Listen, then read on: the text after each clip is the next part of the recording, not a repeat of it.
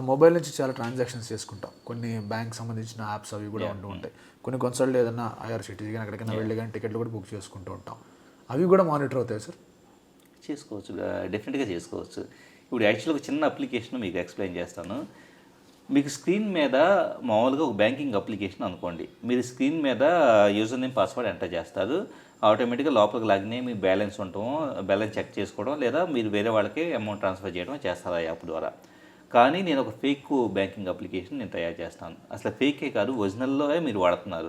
నేను ఒక చిన్న యాప్ మీ ఫోన్ స్క్రీన్ ఇన్స్టాల్ చేస్తే, మీరు ఫోన్ ఇక్కడ పెట్టెళ్ళినా కానీ రిమోట్గా వేరే పద్ధతిలో కానీ నేను చేస్తే కనుక మీ పైన స్క్రీన్ మీద మీకు తెలియకుండా ఓవర్లే ట్రాన్స్పరెంట్గా ఒక అప్లికేషన్ పనిచేస్తుంది. మీరు ఇక్కడ ఎంటర్ చేసే యూజర్ నేమ్ పాస్వర్డ్ ఉందో చూసారా, ఆ user name password original banking application కన్నా కానీ నాకు వచ్చేసేస్తుంది.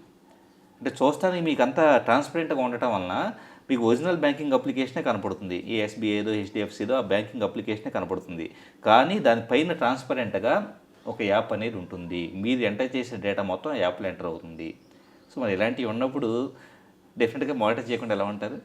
సో పీపుల్ ఇలాంటి వాటి పట్ల కూడా అవగాహన పెంచుకోవాలి. మరి ఇది జరిగిందని మనకు ఎట్లా తెలుస్తుంది సార్? అన్లెస్ అంటే మోసపోతే తప్ప తెలిసే అవకాశం లేదా?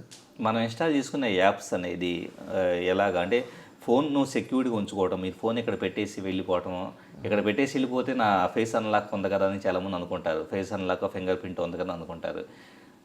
సో దాని ద్వారా మీరు ఎక్కడ పెట్టేసి నేను హ్యాక్ చేయగలుగుతాను. ఎలాగో మీరు ఊహించగలుగుతారా? జనరల్గా ఏంటంటే ఒక పర్టికులర్ ఫోను మన ఫింగర్ ప్రింటో లేకపోతే ఐరిస్సో లేకపోతే ఇవన్నీ ఉంటే మనం సేఫ్గా ఉన్నట్లు కాదు. దీంట్లో ఆల్టర్నేటివ్ ఇంకో పద్ధతి ఉన్న విషయం మనకు తెలిసిందే. ఫింగర్ ప్రింట్ ఫెయిల్ అయితే, ఫర్ ఎగ్జాంపుల్ వేళ్ళు తడిగా ఉన్నాయి లేదా మట్టి ఉంది, సో ఫింగర్ ప్రింట్ ఫెయిల్ అవుతుంది. ఫేస్ అన్లాక్, లైటింగ్ సరిగా లేదు, చీకట్లో ఉన్నాము, అది ఫెయిల్ అయితే ఆండ్రాయిడ్ ఫోన్లో మనకి 3 ఆప్షన్గా ఏమిస్తారంటే పిన్ ప్యాటర్న్ ఇస్తారు. కంపల్సరీ అది రిజిస్టర్ చేయాలి. అది లేకుండా మీకు ఫోన్ పనిచేయదు. సో ఒకవేళ మీరు ఫేస్ అన్లాక్ ఇవి పెట్టుకొని మీ ఫోన్ని సేఫ్గా సెక్యూర్గా ఉండాలని కూర్చున్నారు, మిమ్మల్ని నేను పక్కన టేబుల్ మీద మీరు కాఫీ తాగుతూ ఉన్నారు, ఈ కాఫీ డేకి వెళ్ళేసి నేను దూరం నుంచి చూసి మీరు గాలిలో వేలు ఎక్కడ పెడుతున్నారు అందాన్ని జస్ట్ నేను మానిటర్ చేస్తే మీ ఫోన్ స్క్రీన్ సైజ్ నాకు ఆటోమేటిక్గా ఒక ఎస్టిమేషన్ వస్తుంది. సో అడుగు భాగంలో ఒక 30% స్క్రీన్ ఏరియాలో మీరు వేలు ఎక్కడెక్కడ మూవ్ చేస్తున్నారు అందే నేను గెస్ట్ చేయగలిగితే చాలా ఈజీగా గెస్ట్ చేయొచ్చు. మీ పిన్ ఏంటో నేను తెలుసుకోవచ్చు.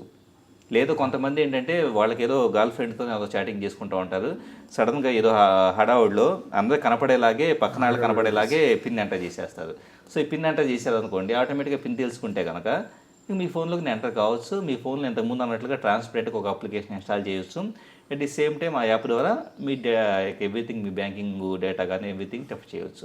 సో దీన్ని నివారించడానికి ఏం లేదా? మోసపోవడం ఒకటే ఒక ఇండికేషన్, ఎవడో దొబ్బేసాడు నా దగ్గర నుంచి చెప్పి. అంటే మన సెక్యూరిటీ పరంగా అవగాహన కలిగి ఉంటాం. ఫోన్ అనేది ఎప్పుడు సెక్యూర్డ్గా ఉంచుకోవడం, ఎప్పుడు మనకు అందుబాటులో ఉంచుకోవడం. అట్ ది సేమ్ టైం ఏదైనా లింకులు వస్తే కనుక, ఇంతకుముందు నేను ఒక పర్టికులర్ ఛానల్లో పక్కన యాంకర్కి సంబంధించిన ఫోన్ 30 సెకండ్స్లో అలాగే హ్యాక్ చేసి ఉన్నాను. సో ఎలా చేస్తారంటే కనుక అక్కడ ఒక లింక్ పంపించున్నాను. సో ఈ పాటలు వింటారా అని చెప్పేసి లింక్ పంపించున్నాను. పాటలే కదా అని చెప్పేసి నెక్స్ట్ ప్రెస్ చేస్తారు. అక్కడ సినిమా ఇండస్ట్రీకి సంబంధించిన ఎవరో ఒకళ్ళు సమంతాదో ఏదో ఒక ఫోటో కనపడుతుంది. సో వాళ్ళు జనరల్గా ఏంటంటే ఇమేజ్ ఏది అప్లికేషన్ థంబ్నెయిల్ కనపడంగానే ఆటోమేటిక్గా ఐకాన్ కనపడంగానే అదే సాంగ్స్ అనుకుంటారు. నెక్స్ట్ ప్రెస్ చేస్తారు. ఫైనల్గా వాళ్ళ డివైస్లో నేను ప్రవేశపెట్టిన ఒక స్పైవేర్ ప్రోగ్రామ్ అనేది ఇన్స్టాల్ అయిపోతుంది. ఇక నుంచి ప్రపంచంలో నేను ఎక్కడున్నా కూడా వాళ్ళు ఇలా ఫోన్ చేతిలోకి తీసేసుకొని ఇలా ఏదో సంథింగ్ చెక్ చేసుకుంటుంటే వాళ్ళ ఫ్రంట్ కెమెరా నుంచి కావాలంటే ఫ్రంట్ కెమెరా నుంచి, లేదా బ్యాక్ కెమెరా నుంచి కావాలంటే బ్యాక్ కెమెరా నుంచి నేను ఫోటోలు తీయగలుగుతా. అలాగే వాళ్ళు పక్క వ్యక్తితో ఏం మాట్లాడుకుంటున్నారో ఆడియో మొత్తం నేను రికార్డు చేసి తెప్పించుకోగలుగుతా. వాళ్ళు ఎక్కడెక్కడ తిరుగుతున్నారో లొకేషన్ చూడగలుగుతా. వాళ్ళ ఫోన్ కాల్ హిస్టరీ కానీ ఎవ్రీథింగ్ చూడవచ్చు. అంటే ఒక్కసారి ఒక చిన్న తప్పు చేయగలిగితే, అంటే ఒక్కసారి మన అజాగ్రత్తగా ఉంటే కనుక ఆటోమేటిక్గా మన డివైస్ హ్యాక్ అయ్యే అవకాశం ఉంటుంది. సో ఫోన్ హ్యాక్ అయిన తర్వాత మళ్ళీ ఆ హ్యాకింగ్ని డీహ్యాక్ చేయాలంటే ఏం చేయాలి? డీహ్యాక్ అనే ఏం కాదు. ఇక్కడ బేసికల్గా ఏంటంటే ఫోన్ ఫ్యాక్టరీ రీసెట్ చేస్తే 99% అకేషన్స్లో మీకు ఆ ప్రాబ్లం సాల్వ్ అయిపోతుంది. కొన్ని సందర్భాల్లో ఆ 1% ఏంటంటే ఫోన్ను ఫ్యాక్టరీ రీసెట్ చేసినా కూడా పోకుండా మీకు ఫ్లాష్ చేస్తూ ఉంటారు. యాక్చువల్లీ మీ ఫోన్ ఫిజికల్గా నేను తీసుకోగలిగితే కనుక ఈ ఏదైతే స్పైయింగ్ అప్లికేషనో దీన్ని రామ్లో ఫ్లాష్ చేస్తాను. రామ్ అంటే కనుక ఫ్యాక్టరీ ఇమేజ్. అదేంటి మీరు ఫ్యాక్టరీ రీసెట్ చేసినా కూడా దాంతోపాటు ఈ అప్లికేషన్ కూడా మళ్ళీ వెనక్కి వచ్చేస్తుంది. అలాంటి కేసెస్లో మీకు ఫోన్ మ్యానుఫ్యాక్చరర్ ఉంటారు. ఇప్పుడు శాంసంగ్ అయితే శాంసంగ్ వాళ్ళ సైట్లో మీ ఫోన్ మోడల్కి సంబంధించి స్టాక్ రామ్ ఉంటుంది.